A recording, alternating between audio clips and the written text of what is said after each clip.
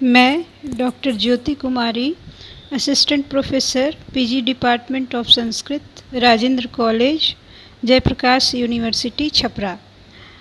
आज मैं कारक प्रकरण का दूसरा भाग लेके आई हूँ और इसमें एक सूत्र है कर्म कारक से संबंधित, उसकी व्याख्या करनी है।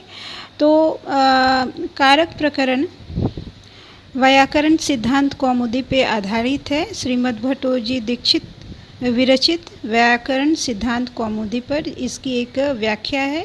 हिंदी व्याख्या सहित इसका अवलोकन हम करेंगे। तो यहाँ सबसे पहले कारक प्रकरण।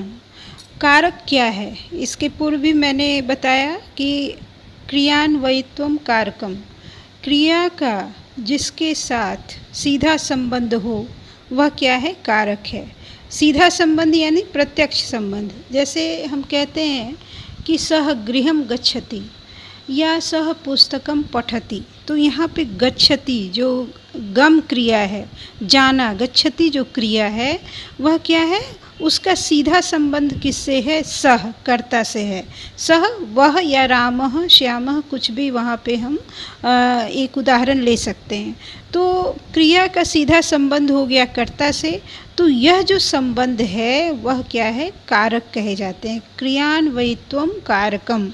तो ये स्थिति स्पष्ट होनी चाहिए कि आखिर कारक क्या है, इसकी परिभाषा क्या है। तो क्रियान्वयित्वम कारकम, यहाँ इस स्लाइड्स में मैंने ये स्पष्ट किया है। और उदाहरण इसके कई हैं, जैसे सा पुस्तकम पठति या सा सह वनम गच्छति। तो इस प्रकार के कई उदाहरण उपलब्ध हैं जिसे हम आसानी से समझ सकते हैं कि क्रिया संपादकः कारकम, जो क्रिया से सीधा संबंध है, प्रत्यक्ष संबंध हो, वह क्या है? कारक है। तो इस स्लाइड में मैंने कर्म कारक का जो सूत्र है कर्तुरीप्सिततम कर्म, इस सूत्र की व्याख्या बतलाने का प्रयास करूँगी। और इसमें सबसे पहले हम जान लें कि कर्तुरीप्सिततम कर्म, इसमें कितने पद हैं। तो यहाँ पर मैंने दिखलाया है कर्तुः, इप्सित, तमम और कर्म, ये 4 पद हैं। तो बच्चों इस पे आप ध्यान देंगे कि जो सूत्र के नाम हैं उसी से आप अगर उसको ध्यान से अवलोकन करेंगे तो उसी में सारी परिभाषा छिपी हुई रहती है। जैसे कर्तुः, कर्तुः क्या है? तो ये षष्ठी विभक्ति है, जो मूल कर्त्री, उससे उसका जो शब्द हुआ षष्ठी विभक्ति। तो कर्तुः कर्ता के, इप्सित, इप्सित मतलब इच्छित, इच्छित जो अभिष्ट, तो इच्छित। तमम, तमम मतलब उसमें जो श्रेष्ठ, उसको कह सकते हैं कि सबसे इप्सिततम, इष्टतम जो कहा जाए, जो मेरा सबसे अभिप्सित कर्म है वह क्या हो जाएगी? उसकी क्या होती है? कर्म संज्ञा होती है। यानी कर्ता के अभिष्टतम कर्म की कर्म संज्ञा होती है। इसको ऐसे समझिए कि कर्ता क्रिया के द्वारा जिसे विशेष रूप से प्राप्त करना चाहता हो उस कारक की कर्म संज्ञा होती है। तो यहाँ इप्सित तो है ही, इच्छित है ही, लेकिन इप्सिततम कहने का मतलब उसे विशेष रूप से प्राप्त करने की इच्छा। तो ऐसी स्थिति में कर्ता क्रिया के द्वारा जिसे विशेष रूप से प्राप्त करना चाहता हो उस कारक की कर्म संज्ञा होती है। अब यहाँ इस पद को ही आप समझ लीजिए, कर्ता के इप्सिततमम यानी अभीष्टतम कर्म की कर्म संज्ञा होती है। बस यही आप समझिए। इसके पद का अगर अर्थ लगाएं तो परिभाषा स्पष्ट हो जाती है। कर्तुः क्रियया आप्तुम इष्टतमम कारकम कर्म संज्ञम स्यात्, यानी कर्ता के क्रिया के द्वारा जो इष्टतम कार्य यानी सबसे विशेष अभिप्सित जो कार्य है उसको करने की जो उत्कट प्राप्त करने की जो इच्छा होती है वह क्या है? उसकी कर्म संज्ञा हो जाती है। तो इस स्लाइड में जो मैंने अगला पॉइंट दिखलाया है, आप ध्यान से देखेंगे कि कर्ता क्रिया के द्वारा जिसे विशेष रूप से प्राप्त करना चाहता हो उस कारक की कर्म संज्ञा होती है। अब जैसे देवदत्तः संस्कृतम पठति, इस उदाहरण में देखिए कि देवदत्तः, देवदत्त यहाँ पे क्या हो गया, कर्ता है। संस्कृतम, संस्कृतम क्या, कर्म, उसको हम बाद में समझते हैं। देवदत्तः कर्ता हो गया और उसका क्रिया क्या है, पठति, पठति यानी पढ़ना, यानी देवदत्त के लिए क्या पढ़ना अभिष्ट है, तो वो संस्कृतम। तो यहाँ पे संस्कृत की क्या हो गई, कर्म संज्ञा हो गई, तो वहाँ द्वितीय विभक्ति का प्रयोग हुआ, देवदत्तः संस्कृतम पठति।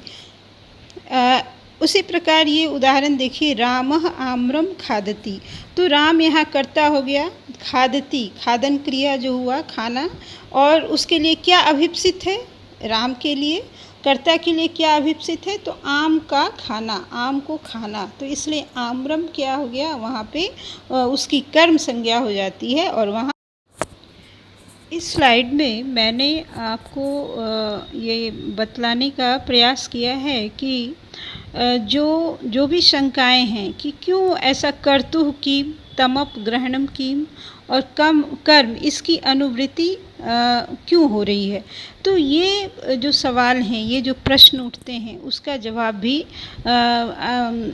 सिद्धांत कौमुदी में स्पष्ट रूप से बताया गया है। जैसा कि मैंने पूर्व स्लाइड में बताया, कर्तुः रिप्सित तम कर्म, कर्तुः इप्सित तमम और कर्म, ये 4 पद हैं।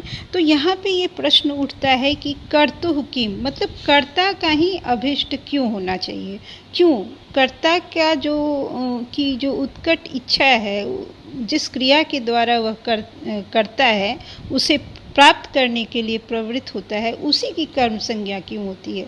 इसके लिए एक उदाहरण यहाँ पे बताया गया है, माशेषु अश्वम बध्नाति, अर्थात माशों के खेत में घोड़े को बांधता है। यह वाक्य प्रति उदाहरण है।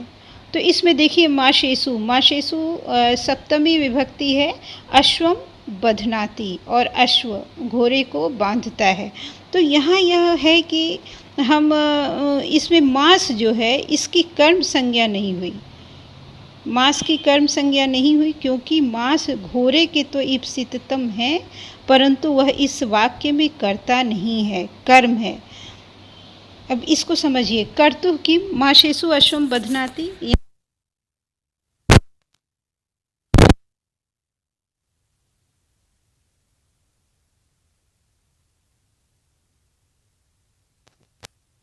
अश्वम बध्नाति, मतलब कहने का अर्थ हुआ कि यह कर्ता का अभिष्ट नहीं है, माशेषु, वह तो घोड़े के लिए इप्सितम है, ठीक है। तो इस वाक्य में कर्ता नहीं है, कर्म है, जो अश्व है वह कर्ता नहीं है, कर्म है, यानी कर्म का वो इप्सितम है, इसलिए वहाँ पे हम सप्तमी विभक्ति देखते हैं, वहाँ उसकी माश की कर्म संज्ञा नहीं होती है, तो इसलिए वहाँ द्वितीय विभक्ति का निषेध होता है। तो इससे ये स्पष्ट है कि द्वितीय विभक्ति का वही प्रयोग होगी जहाँ कर्ता का इप्सिततम कर्म होगा, कर्ता जो है वो अपनी अत्यंत इच्छित वस्तु को प्राप्त करने के लिए जो प्रयास करती है, जो क्रिया करती है, वैसी स्थिति में ही वहाँ क्या होगा, कर्म संज्ञा होगी और वहाँ द्वितीय विभक्ति लगेगी। इसलिए यहाँ पे देखिए, माशेषु में द्वितीय विभक्ति ना लग के सप्तमी विभक्ति लगी, चूँकि वह इस वाक्य में अश्व जो है वो कर्म है, उसका ये ईप्सिततमम है, मतलब सबसे अभिष्ट कर्म है, तो इसलिए वहाँ पे मास में द्वितीय विभक्ति का प्रयोग नहीं हुआ। जैसे लिखा गया है, कर्मण ईप्सिता माशा नातु कर्तुः, स्पष्ट है। इसको ध्यान से आप एक एक पद को समझिए और एकदम स्थिति स्पष्ट हो जाएगी और ये सूत्र को समझने में भी आसानी होगी।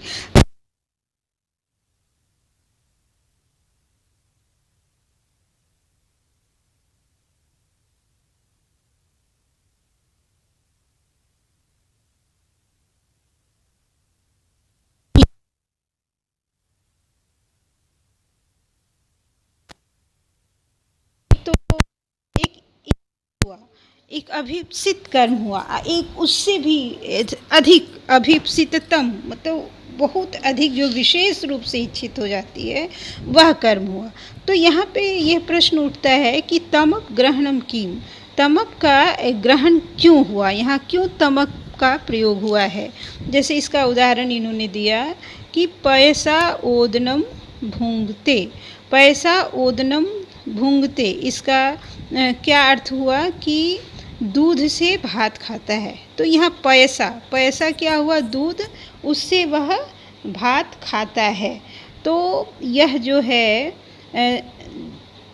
दूध से भात खाना, यहाँ पैसा तृतीया विभक्ति का प्रयोग हुआ है। तो कहने का तात्पर्य यह है कि केवल ईप्सित होना कर्म संज्ञा के लिए पर्याप्त नहीं, अपितु अतिशय अर्थवाचक तमक प्रत्यय के योग से उसे विशेष रूप से ईप्सित होना चाहिए।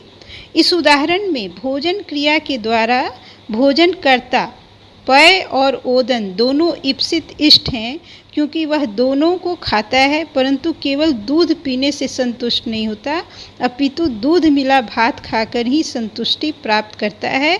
अतः इसमें प्रधानता ओदन की ही है। पय तो ओदन का संस्कार करने वाला है, अतः विशेष इष्ट ओदन है, इसकी कर्म संज्ञा होती है।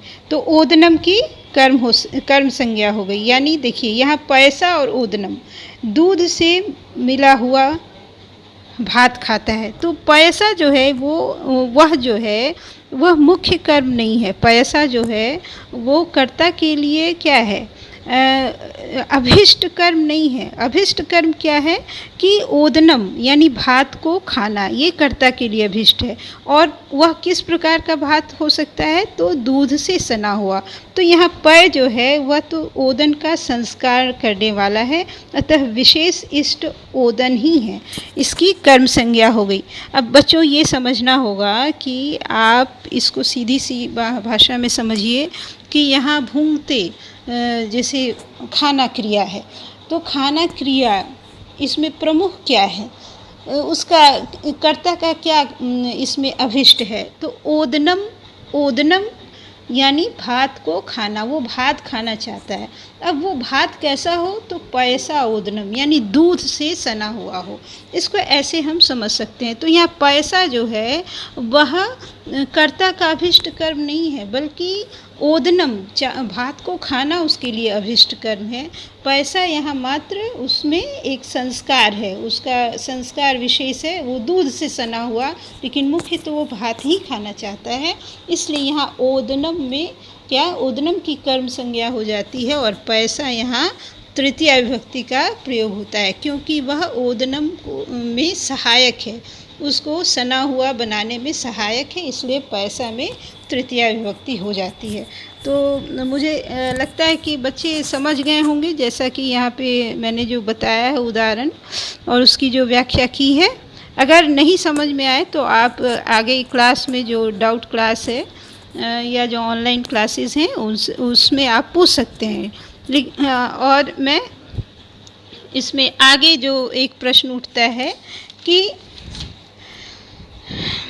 कर्म, ठीक है, कर्म इति अनुवृतो पुनः कर्म ग्रहणम आधार निवृत्त्यर्थम अन्यथा गेहम प्रविशति इत्यर्थएव स्यात्। कहने का अर्थ क्या है कि जब हम कर्तु ईप्सिततम कही दिए कि कर्तु इस ईप्सिततम यह कर्म है, लेकिन फिर हम एक कर्म की भी अनुवृत्ति क्यों करते हैं।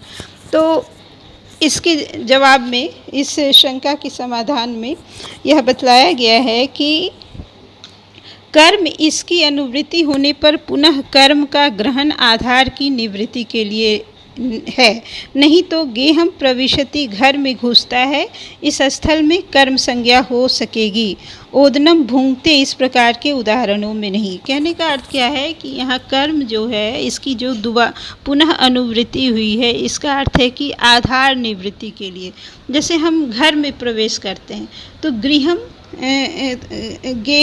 गेहम प्रविशति ऐसा भी प्रयोग करते हैं, या गेहे प्रविशति ऐसा भी प्रयोग कर सकते हैं, लेकिन गेहम प्रविशति इसका भी ये प्रयोग शुद्ध है। तो यहाँ पे कर्म कारक का आधान संभव हो सके, यानी आधार अर्थ में भी इसकी निवृत्ति के लिए इस स्थल में कर्म संज्ञा हो जाती है। इसलिए हम कह सकते हैं गेहम प्रविशति, घर में प्रवेश करता है। घर में प्रवेश करना क्या है? ये तो सप्तमी हुआ, घर में आधार हुआ, आधार तो उसकी निवृत्ति अर्थ में, आधार निवृत्ति अर्थम, अर्थात इसको ऐसे समझें कि कर्म का ग्रहण आधार की निवृत्ति के लिए है, नहीं तो गेहम प्रविशति घर में घुसता है, इसके स्थल में कर्म संज्ञा हो सकेगी। यानी आधार की निवृत्ति के लिए यहाँ पे क्या किया गया है? कर्म की पुनरावृत्ति की गई है, तभी गेहम प्रविशति ऐसे वाक्य का निर्माण संभव हो सकता है। इसको बस इतना ही आप समझिए। इस स्लाइड में कुछ विशेष बातें हैं। अब तक तो मैंने सूत्रों की एक सामान्य परिभाषा बताई, उसका सामान्य व्याख्या की, उसके बाद पदों को अलग अलग बताया। यहाँ एक विशेष बात यह है कि इस सूत्र को हम लिख सकते हैं कारकम कर्तुः रीप्सिततम कर्म। कहने का अर्थ है कि सूत्र का जो पूर्ण नाम हो सकता है वह कारकम कर्तुः रीप्सिततम कर्म। अब यहाँ पे ये सवाल उठता है कि कारकम कहने से क्या अर्थ हुआ कि कर्म की कारक संज्ञा का बोध होता है, यानी जो कर्म है उसकी कारक संज्ञा का बोध होता है और उसमें क्या हो जाता है? द्वितीय विभक्ति का प्रयोग होता है। यानी एक कर्म है, ठीक है, उसको अगर कारक संज्ञा का भेद का ये बोध करवाने के लिए क्या एक सूत्र है कारके, जिसका अधिकार चलता है, तो वो अधिकार सूत्र है। इसलिए ये पूर्ण सूत्र का नाम क्या हो गया? कारकम कर्तुः रीप्सिततम कर्म, यानी कर्ता का जो ईप्सिततम हुआ वह उस कर्म की क्या हो जाती है? कारक संज्ञा हो जाती है। उस कर्म की क्या? कारक संज्ञा का बोध होता है। तो कारक संज्ञा कहने का मतलब क्या हो गया? कारके का यहाँ पे अधिकार हुआ। तो यहाँ कारके जो है उसका इस पद का अधिकार चलता है पूरे सूत्र में। और इस तरह से हम कह सकते हैं कि कारक जो है वो 6 प्रकार के हो जाते हैं: कर्ता, कर्म, करण, संप्रदान, अपादान, अधिकरण। और ये सब जो कारक हैं इसका यथा अवसर लक्षण बतलाया जाएगा। और सबसे पहले यहाँ एक जो कारकम ये जो पद है ये सभी सूत्रों में प्रयुक्त होगा, और इसका समझिए कि इसको अधिकार सूत्र कहते हैं। जैसा कि इस सूत्र के पहले इसकी व्याख्या की गई है, और इसमें इसलिए मैंने बताया कि स्थिति और भी स्पष्ट हो जाएगी, आप अच्छे से समझ सकेंगे। तो यहाँ पे यही अर्थ है कि कारकम कहने से कर्म की कारक संज्ञा का बोध होता है, कर्म की कारक संज्ञा का बोध होता है। तो और कारक संज्ञा कहने का अर्थ क्या हुआ कि यहाँ कारके सूत्र से कारक का अधिकार हो गया। तो इस तरह से हम ये समझ सकते हैं कि ये जो एक तो विभक्ति का प्रयोग हुआ, तो आखिर विभक्ति का कर्म संज्ञा हम क्यों बनाते हैं? तो चूँकि कारके इस सूत्र से उसका अधिकार है, तो उसके कारण क्या हो गया? कर्म संज्ञा हो जाती है उसकी, और तब हम क्या कह सकते हैं? उसमें द्वितीय विभक्ति लगती है। तो यहाँ पे इस सूत्र के द्वारा हम ये समझ सकते हैं कि कर्म क्या है। इसकी कर्म संज्ञा करने वाले कई सूत्र हैं, लेकिन ये सर्वप्रथम ये प्रधान सूत्र हुआ जिसमें कर्म कारक का लक्षण स्पष्ट होता है। तो बस आज के लिए बच्चों इतना ही, और अगले क्लास में फिर एक नए सूत्र लेकर मैं उसकी व्याख्या करने आऊँगी। तब तक के लिए धन्यवाद।